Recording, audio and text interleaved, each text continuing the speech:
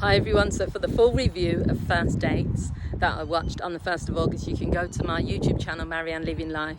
So I've done the full review there, but I just wanted to talk about the 4 people that were on the date because they were so interesting and so different. You had Miguel and Ash. So Ash was someone that was on the series of The Traitors in the UK, loud, confident woman, and then she was paired with someone who was her complete opposite, and that sometimes works, but in this case it didn't. They were so opposite. She said she likes to travel and go outdoors. He said he likes to stay in, he doesn't travel. She said she likes, I don't know, whatever they were saying, it was like opposites.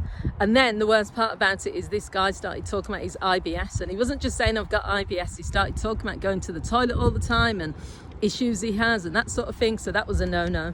And then you had Jack and Natasha. So Natasha was, she lives in LA. She travelled, she literally got off a plane and came to the UK, where she was originally from, to go on this date, but she just made it obvious that she was just performing because she's been on Below Deck, the reality TV show, and to me it just felt like she was just putting on a show, because why would you come all the way for 2 days and then she's going back to LA 2 days later? There's nothing that can progress from that except like a bit of a fling. And I just felt like she was just likes the idea of being in front of the cameras. That's how she came across.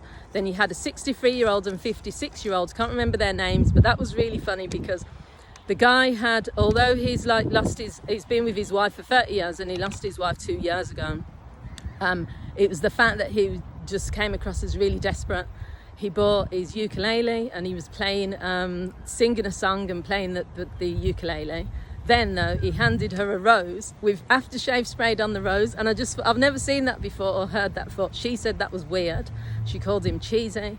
And it was just the fact that, you know, you can have a good match on paper, but there was just something that just didn't work. She said he was too desperate.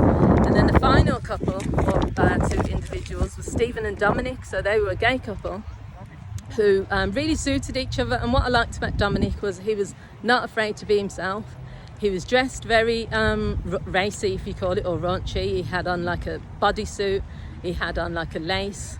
I think it was like a jumpsuit. And he just said he wants people to accept him for who he is. And then the partner who was paired with, Stephen, they were opposites, but somehow it worked. He was like a geek, a bit of geeky, Stephen was. But the 2 of them just had really good chemistry, and even Fred noticed it.